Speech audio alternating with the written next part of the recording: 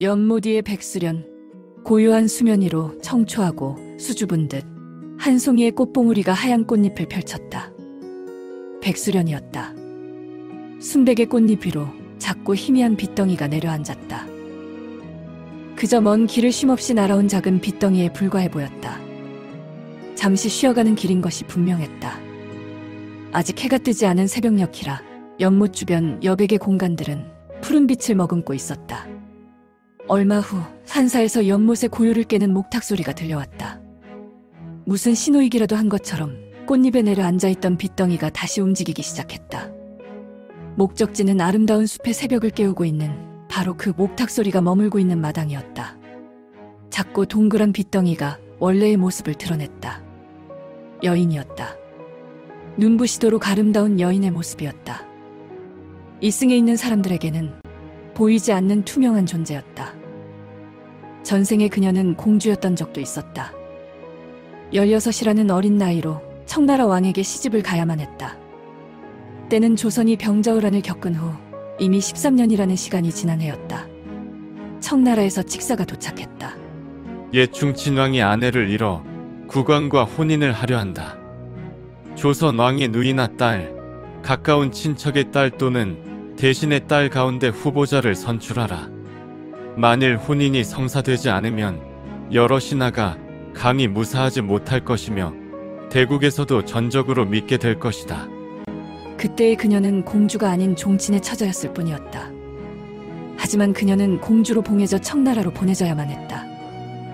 임금의 딸들인 다른 공주들을 대신하여 정략 결혼의 희생물로서 조선을 위해 타국으로 먼 길을 떠나야만 했다. 그 당시 조선에서 오랑캐의 나라로 가는 것은 모두가 꺼리는 일이었다. 또한 아직은 너무 어린 나이였기에 그녀는 무척 불안하고 두려웠다. 심지어는 억울하기까지 했다. 왜 그게 소녀가 되어야 하나요? 흑흑. 아버지, 정말 너무하세요. 전 공주도 싫고 어머니의 곁을 떠나는 것도 싫단 말이에요. 그녀는 몇 날 며칠을 운명에 저항해보기도 하고 침울함 속에 빠져 자신을 괴로움의 심연 속으로 던져놓기도 했다. 그녀의 어머니는 그런 딸을 지켜보며 아무것도 해줄 수 없음에 슬픔만 삼킬 수밖에 없었다. 그녀가 천국으로 떠나기 며칠 전 어머니는 공주가 된 딸을 데리고 산사의 어떤 절을 방문했다. 부처님이 계신 곳이었다. 그곳에서 그녀는 주지스님의 설법을 듣게 되었다. 공주님, 모든 이는 행복할 권리가 있습니다. 나에게 주어진 행복할 권리를 괴로움 속에 빠뜨리지 마십시오. 모든 것은 마음에 달려 있습니다. 주지스님이 알려주신 부처님의 말씀은 공주의 마음에 작은 변화의 씨앗을 심어주었다. 그것은 어쩌면 공주에게 있어 희망과 같은 것이었을 터였다. 그렇게 공주는 멀리 천국 땅을 향해 떠났다. 두려움과 희망을 동시에 품은 채 천국의 칙사 일행을 따라 자신의 운명 안에 두 발을 내딛었다. 천국의 왕은 그녀를 보자마자 첫눈에 반했다. 그도 그럴 것이 그녀는 마치 백수련처럼 청초하고 수줍은 듯 아름다운 자태를 띠고 있었기 때문이었다. 오, 너는 마치 흰 빛깔의 매와 같구나. 천국의 왕이 첫날 밤 그녀를 보고 감탄하며 뱉은 말이었다. 그녀는 천국으로 끌려온 다른 처자들과는 달리 왕비였음에도 불구하고 고향을 떠난 낯선 곳에서의 생활이 그리 녹록지만은 않았다. 처음에는 말이 통하지 않아 힘들었다. 남편인 왕과의 대화 또한 조선말을 할 줄 아는 여권을 통해서 해야 하는 것이 불편하기 그지 없었다. 23년이라는 나이 차이가 있는 남편은 그녀를 귀히 여겨주었다. 비록 말은 통하지 않았지만 서로의 마음은 느낄 수 있었다. 말이 통하지 않는 낯선 타국 땅에서 그녀는 왕에게 의지할 수밖에 없었다. 왕은 어리고 아름다운 아내를 보듬고 아껴주었다. 그녀는 그런 남편을 기쁘게 해주고 싶어 열심히 청나라 말을 익혔다. 그녀는 영특했다. 청나라 말을 배우고 습득하는데 그리 오랜 시간이 걸리지 않았다. 절에 가서 부처님께 공덕을 드리고 싶어요. 그녀가 청나라 말로 남편에게 말했다. 왕은 굉장히 기뻐했다. 빠른 시간에 이렇게 유창하게 청나라 언어로 말을 하는 그녀가 사랑스러웠기 때문이었다. 그녀는 천국으로 시집을 오기 전 조선에서 어머니와 함께 절에 치성을 드리러 갔던 것을 기억했다. 그때 주지스님께 들었던 부처님의 말씀이 떠올랐다. 모두를 위해서 치성을 드리겠어요. 당신과 나의 어머니, 그리고 천국과 조선의 행복을 위해서요. 그녀는 또박또박 청나라 말로 왕에게 자신의 마음을 표현했다. 그녀가 위하는 모두에는 물론 그녀 자신도 포함되어 있었다. 왕은 그녀의 부탁을 들어주었다.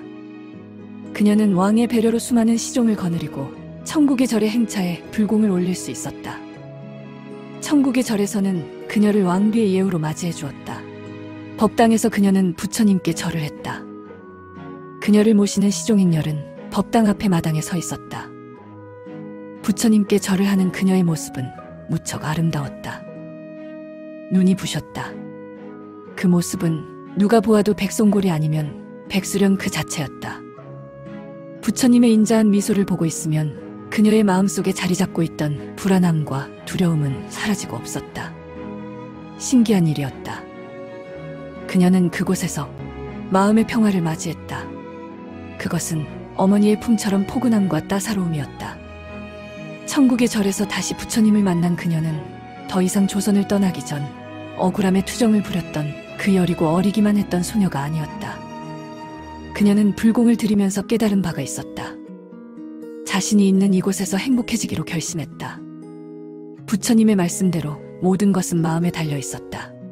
하지만 삶은 괴로움과 행복의 반복이었다. 영원히 행복할 것만 같았던 그녀의 신혼생활은 그리 길지 않았다. 청나라 말로 왕과의 자유로운 소통이 가능했다. 부처님도 만났다.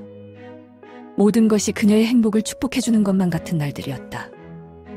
그런 행복을 와장창 깨뜨리는 비보가 전해졌다. 왕비마마, 왕께서 그만 그녀를 보필하는 지밀상궁은 차마 말을 끝맺지 못했다. 무슨 일이요? 제대로 말을 해보시오. 상궁의 얼굴빛은 어두웠다. 왕비의 마음에 막연한 불안감이 엄습해왔다. 사냥 중에 말에서 낙마를 하셨습니다. 왕께서 승하하셨다고 하옵니다. 고작 7달이었다. 천국 땅에서의 행복은 고작 7달이 전부였다.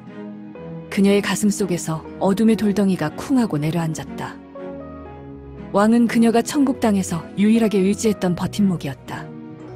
그런 든든한 끈이 사냥터에서 그만 툭 하고 끊어져 버린 것이다. 왕의 장례가 치러졌다. 왕이 죽자 왕의 신하였던 자가 그녀를 취했다. 왕은 잊으시오. 왕은 죽은 자요. 그는 죽은 자의 무덤에서 꺼내져 다시 효수될 것이오. 당신이 살 길은 나의 울타리 안으로 들어오는 것이오.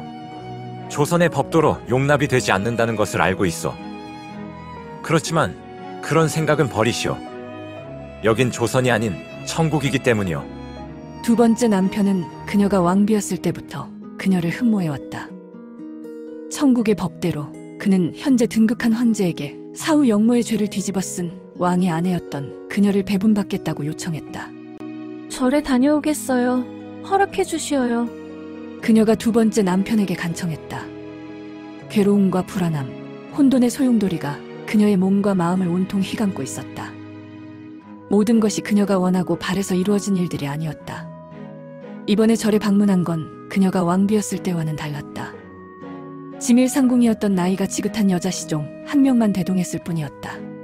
하지만 절의 주지스님은 그때나 지금이나 그녀를 왕비의 예우로 대해주었다. 주지스님처럼 법당에 계신 부처님은 늘 한결같았다. 언제나 인자한 미소로 그녀를 내려다보고 계셨다. 법당 안에서 부처님께 절을 하는 동안 그녀의 마음속 번뇌가 눈 녹듯이 사라졌다. 다시 부처님의 품 안에서 그녀는 포근함과 따사로움의 은혜를 받았음을 깨달았다. 이렇게 마음이 편할 수가 없었다.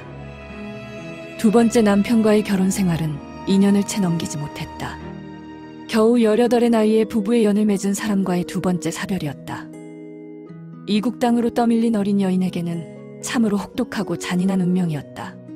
4년 후 그녀는 조선에서 사신의 자격으로 천국을 방문한 아버지를 만났다. 아버지는 자신이 등 떠밀어 보낸 딸의 처지가 안타깝기